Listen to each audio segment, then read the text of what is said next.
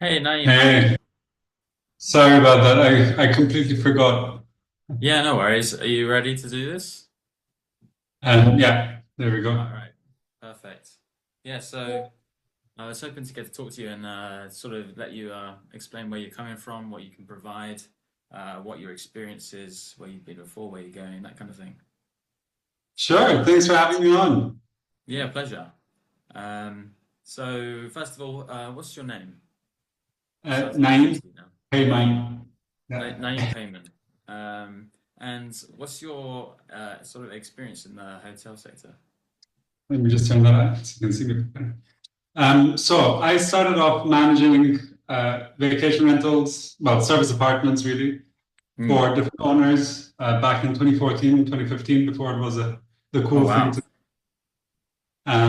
And I'd worked before that in hotels throughout my youth, and everything from reception to kitchen to cleaning to gardening, maintenance, night shifts, you name it, I've done a lot. God. Wow. Um, and then while I was at university, I started this business managing service apartments. And then as soon as I graduated, in my last year, I started at the end of my second year, I hired someone to run it while I finished my last year of studies. So I had 5 units, and that basically just covered the salary, and I was working for free for the year on the side. And then when I graduated, I went from 5, 6 units to about 50, 60 units in 6 months. Everything 56 units in 6 months. from 5 to about 60, Five to like 60. 10, 6-0. Wow. Good. Yeah, grew really fast. So Yeah. at that point, I started doing rent to rent without knowing that it was a thing. I just found an owner who had a lot of blocks, and I started renting some from him. Um, and at some point, uh, yeah, this was like by November time.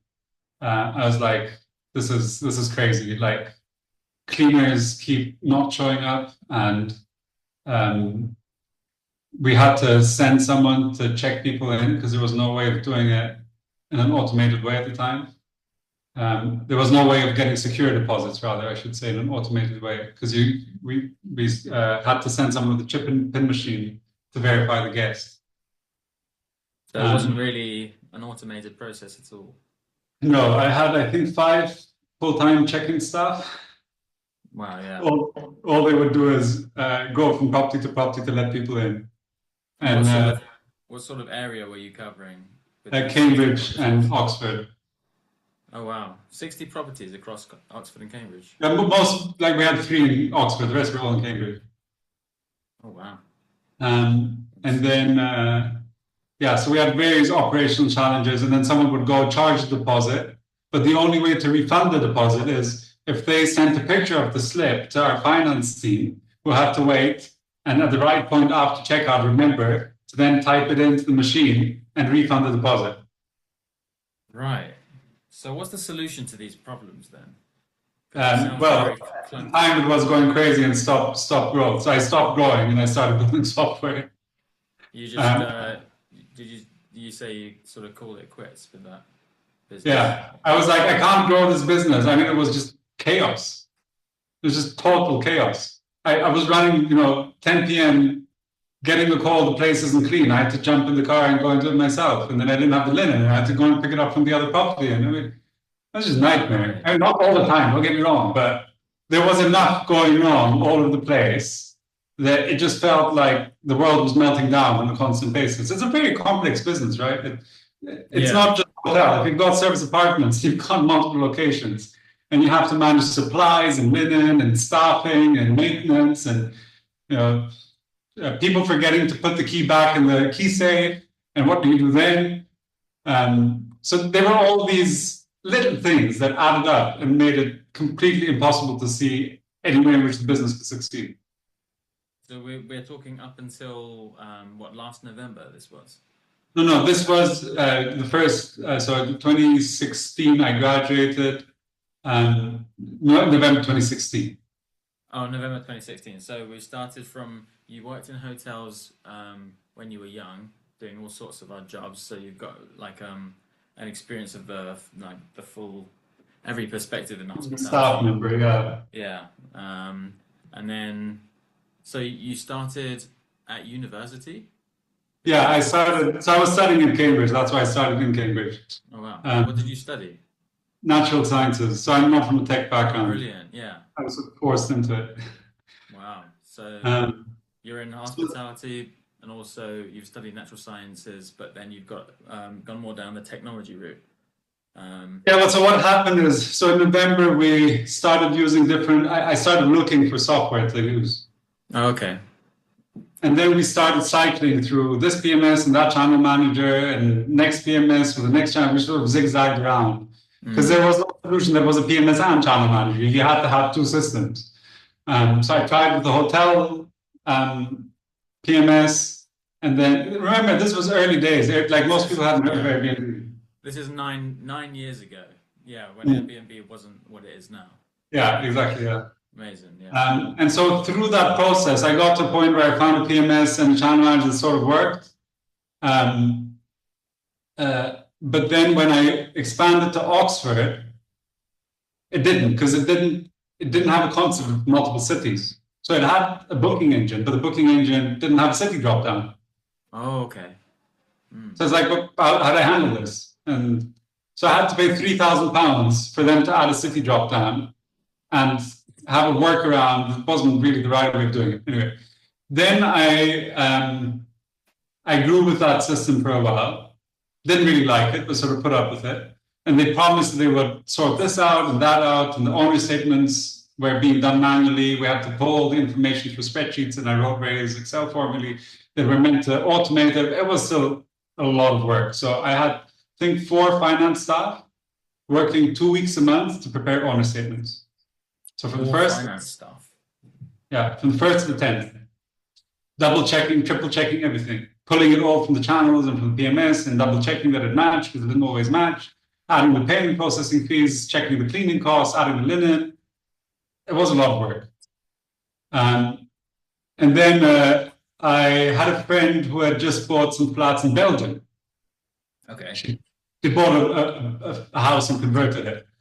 And she heard about what I was doing. And she was like, well, why don't you come and run these as well? I was like, okay, fine. So I go to my PMS provider and I say, hey, I've got some other ones. Can you please add another country and another city? No, can't add a country. And it's in euros. How do I do that? Oh, you can't. What do you mean I can't? Oh, yeah, we can, but it's a separate account. You'll have to log in and log out of 2 accounts. So we'll have one for the UK and one for Belgium. And at that point, I was just so fed up. I was like, forget about it. So I've already started building a cleaning app on the side that was meant to talk to the APIs and sort out cleaning task management, so we didn't have missed cleans. And at that point, I missed the previous cancellation with them because they had a 6-month notice period. So you were in a 1-year contract, and 6 months in, if you hadn't cancelled, they've got auto-renew for another year. So the previous year, I wanted to leave, but I told them 3 months before renewal that I wanted to cancel, and they said, no, you can't. Oh, okay. You had to renew for another year because I was forced to renew it. So then when this happened, I was like, it was like 7 months before renewal. I was like, that's it, I'm gone. So I had 2 developers at the time, and I said, you guys have 6 months to build me a PMS. And they're like, wow. Yeah, you can do it. Okay. I was like, okay. So comes February 2018 or whatever, I don't remember. For the benefit of everybody who might be listening, what's a PMS? So a property management system or a platform where you run your hospitality business, where you manage your bookings and your pricing and your cleaning that I wanted it to have, but it didn't have. So essentially, you've been a property manager for how many years how many years in total have you been managing property? 11 years. 11 years. And through all the struggles that you've had through the property management services that were available to you at the time, starting from 2016 or so, you've then had so much headache that what have you then gone on to produce? So at that point, we started building this full property management system or a full platform to handle everything to do with accommodation, hospitality business. And what's it called? Zeevou. Zeevou. And when did you start Zeevou? So I started it as a cleaning app previously, I think 2017. And then 2018, we decided to start building the PMS.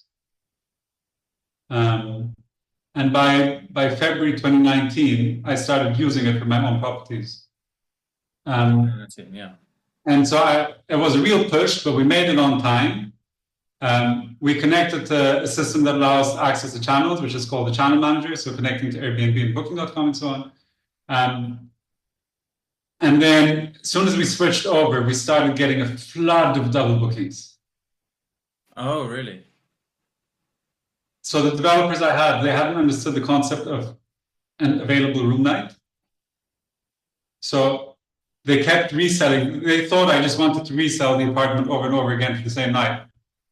Well, that's a bit. I don't know how they managed to think that. They clearly. Well, they never worked in the industry. I just said, I need this calendar and I need to be able to sell these units in this way. I didn't know how to build tech. I'd never built tech before. So I literally just hired some developers and said, this is what I want. Yeah, I'm getting into engineering myself, and that's a big thing. Just defining. I've spent the last 3 months defining what the requirement for a system is. And before we have to agree exactly what the requirements are before. I had a couple of phone calls about this. Technical. So that was that. But that was basically the birth of Zeevou. Yeah, amazing. And then we fixed that, and then. Did you sit down with them and say, listen, if you wanted to stay in a hotel and somebody else booked it at the same time, would you be happy with that? I mean, as soon as I said this didn't work because of this, they got it. But the problem is they hadn't thought of it. And I hadn't specifically told them you can only sell one room at once. Okay, yeah, interesting. So, anyway, that was the start of my journey in learning how to build tech. Okay, which has been a steep learning curve, and I'm still learning. Still learning all this time in. But essentially, over time, as I talk to other people, they're like, oh yeah, we've got the same issue. So I started letting other people use the system, and at some point I started charging for it, and I thought this could be a business, and it's all right. So you were doing it just to basically, without charging. Well, some people ask, can we have access? So I let some people try it out for a couple of months, and it's like, oh yeah, this could work, could be a business. And then people started coming in and they loved the complexity of features that we had added in. So you could do so many different things. But the problem is I hadn't hired designers and the thing looked rubbish. You didn't know what to click on. You couldn't find anything unless you really knew where to go and what to look for, which I was the only person who knew. So someone who came new to the system, they didn't know they had to click on settings to get organization configuration, to get check-in system management, whatever it was. Okay. So at some point, I don't know, 9 months in or something, I was like, this is not going to work. I'm not going to be able to scale this as a business in the current form. So I stopped marketing, I stopped promoting it, I stopped sales. And it's taken us 4 years to rebuild it in a way that looks nice, that users now really enjoy, but still does all the complexity that the business requires. That's where we've got to with Zeevou now. Amazing. So it sounds like it's been a real roller coaster, and it's something you sort of fell into out of necessity, and then you saw it had scope, but then it was still lots of really hands-on work, a little bit like with the first business where you were firefighting all the cleaners not showing up and the linens not being done properly. So first I was thing with that software company. Yeah, first I was fighting bed bugs, then I was fighting tech bugs. So bed bugs, then tech bugs. Yeah, that's funny. Should be my tagline, shouldn't it? It's the nature of being a business owner, isn't it? Yeah. Yeah. We solve problems because we have a lot of problems. Yeah, amazing. So you started a channel management company called Zeevou, and you've been going for a number of years. You've revamped it after having a lot of problems, and now you're very happy with your product now. Is that the case? Yeah, I mean, go look at the reviews. Yeah, people are very happy. We're not just there to provide product. We're there to provide support and a community of people who are helping support each other to build the tools that they need to succeed. So Right. it's very much it's been a collaborative build with other people who've been in the journey and have given their ideas and their experience and how things should work. And we continue that. We've got a whole public roadmap that people can contribute ideas to, vote on. I run a monthly partner host forum with anyone who wants to join. We've got a couple thousand users by now. So it's grown a lot from where it was. And yeah, we're now getting ready to enter the next stage, which is, I guess, where the collaboration idea I proposed could also come into play. Yeah, that's really interesting. So before we get into it and in depth of exactly where you're at now, I was wondering if you ever think about the competitors that you have running a channel manager. Are you competing with Airbnb themselves, or are you competing with other smaller companies? And you don't need to obviously name drop your competitors, but what makes you stand out and makes you better, if you have any competitors that offer the same service? I mean, there's a lot of channel managers out there. I don't see ourselves as ultimately building a channel manager or a PMS. I mean, that's part of what we've got, but we've also got a great direct booking tool. So a lot of our focus is on how do we help people build their brand and have a beautiful website that converts and they can get booking from, and have tools to get more direct bookings. So on my own properties, we're at about 75% direct at the moment, which is crazy. I used to be at like 5%. 75% what, sorry? Direct bookings. 75% direct bookings. So Yeah. essentially, you're not just a channel manager who organizes Airbnb's bookings and Booking.com's bookings and Trivago's bookings. You actually build the website and then you bring the bookings in directly. Yeah. That's interesting. How do you manage to bring in more direct bookings rather than people going through Airbnb and Booking.com? So in the short term, the idea is we build a website, or the system builds a website. It takes 2 minutes. You copy and paste your Airbnb listing in, and you get a branded website on the other end. So once you've got that, it's like your digital shopfront, right? Now you actually have a business in the real digital world that Google can recognize, and you can start promoting and so on. But obviously, it takes time to get people to visit your website. So the quick fix is you go and you push your listing to all these channels, well, all these 5, 6 channels, whatever. We have over 200, but I wouldn't recommend you try and set up accounts with all of them. Airbnb, Booking, VRBO, Expedia, you know the big ones. So that helps you get bookings in quickly and fill your calendar. Once you've got that, we then have tools that allow you to collect data from the guests who are staying with you. So you get their email address. And it ends up in the CRM, which also we've also got a CRM in Zeevou. And then what you can do is you can run marketing campaigns. So you can have extensions. So as soon as someone comes, you send an email, say, would you like to stay a couple of extra nights? If they say yes, you extend the booking and you get the second direct booking attached to the first one where you're not paying a commission. Okay. Second question is, are you heading somewhere else next? If you've got a portfolio of properties, then obviously you can say, would you like to stay with me in X city? Okay. And then the third way is by sending them a promotion code and saying, if you ever want to come back, use this code through my website and you'll get a 5% discount or 10% discount or whatever it is. Okay. And then like a month later, you could follow up and you could say, here's another code, give it to your friends and family, tell them to come, they'll get a discount. And is that something that happens automatically when it sends those messages? Yeah. So you can have message sequences at different points in the guest journey. So you can say, you know, the day after arrival, a week after checkout, month after checkout, or whatever.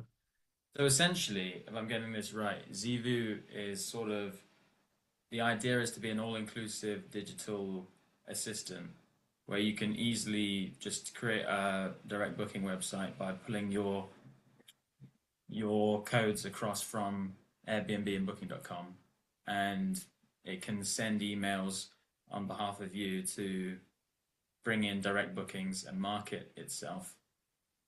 Yeah, and so that sounds brilliant. That's the first part, and then after that we have the longer term play, which is building up your website, search engine optimization, LLM optimization, blogging to get traffic to come through the website.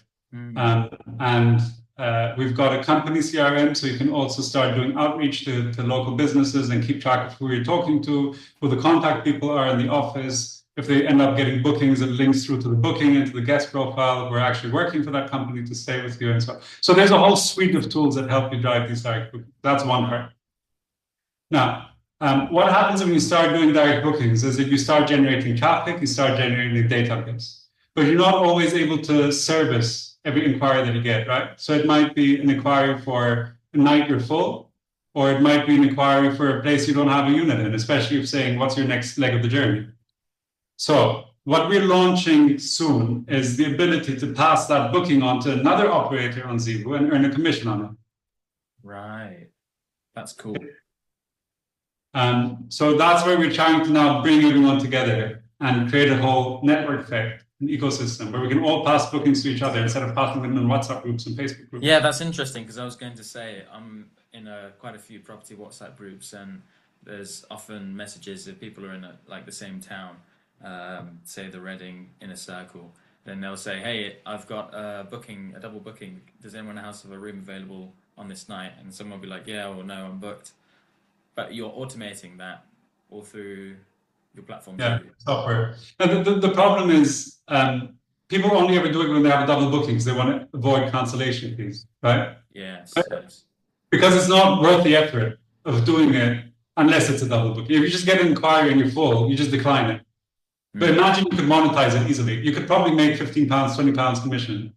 But yeah, do it manually, it's not worth it because you've got to go find someone, talk to them, get the rate, negotiate your fee, sort out how the payment's going to work and all of that, right? Whereas if it's all automated, then hey ho, just send it across.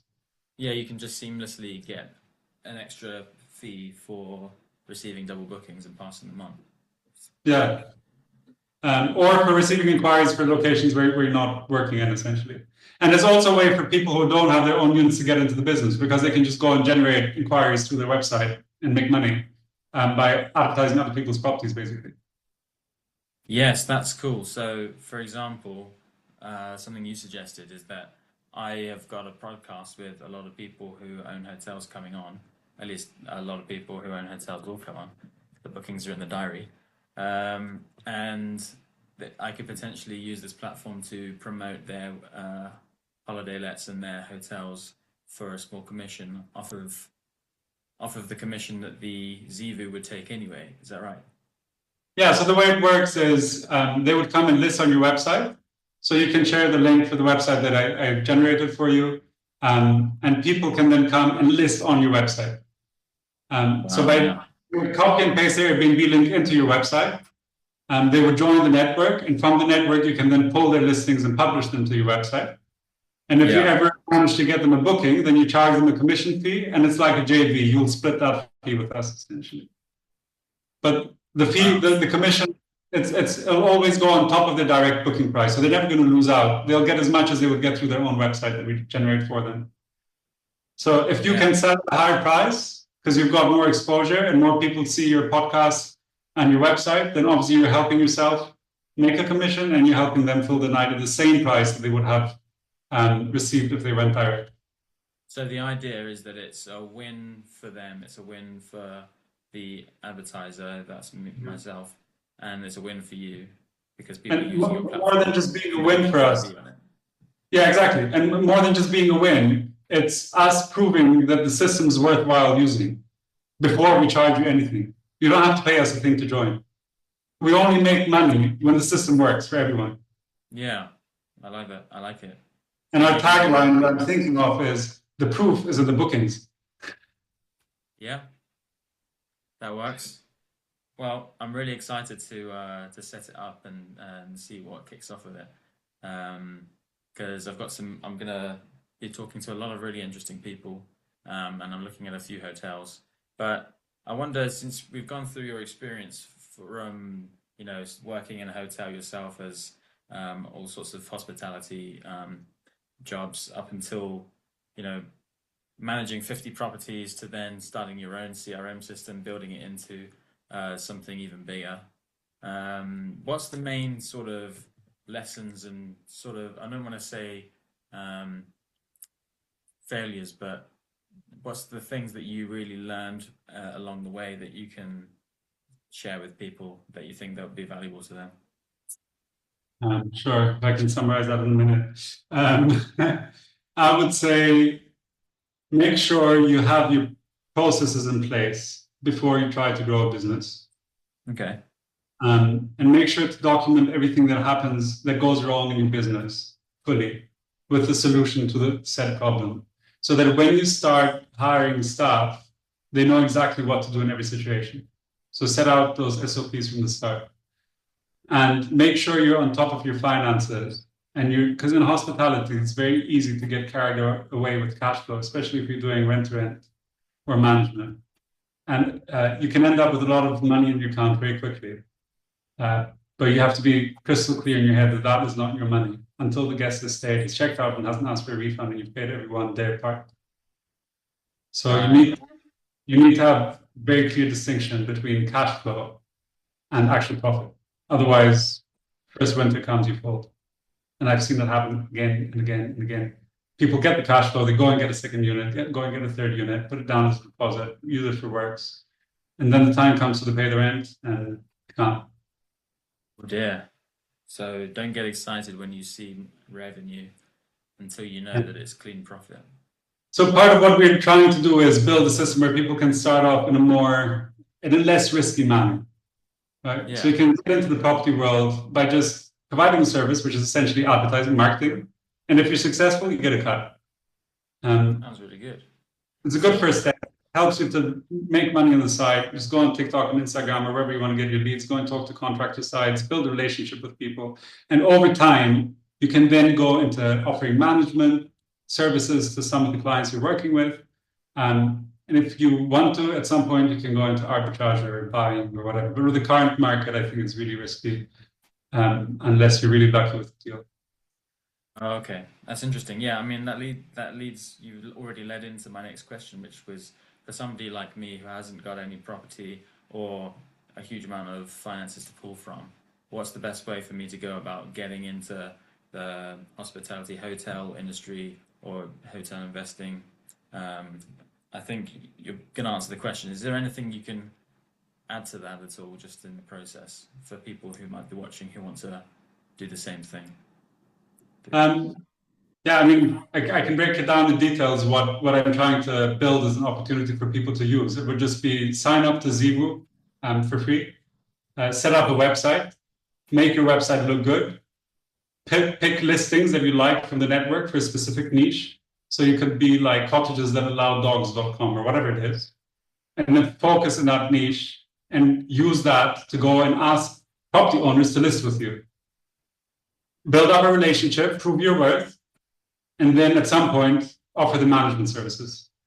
Sin, I'm really sorry, but I'm a minute late on my next call. Absolutely fine. Thank you so much for that really concise. Wrap up, but happy to join you in 6 months and discuss how your website's doing. That's brilliant. It's a pleasure talking to you. Thank you. Thanks for having me on. Keep in touch. Bye bye.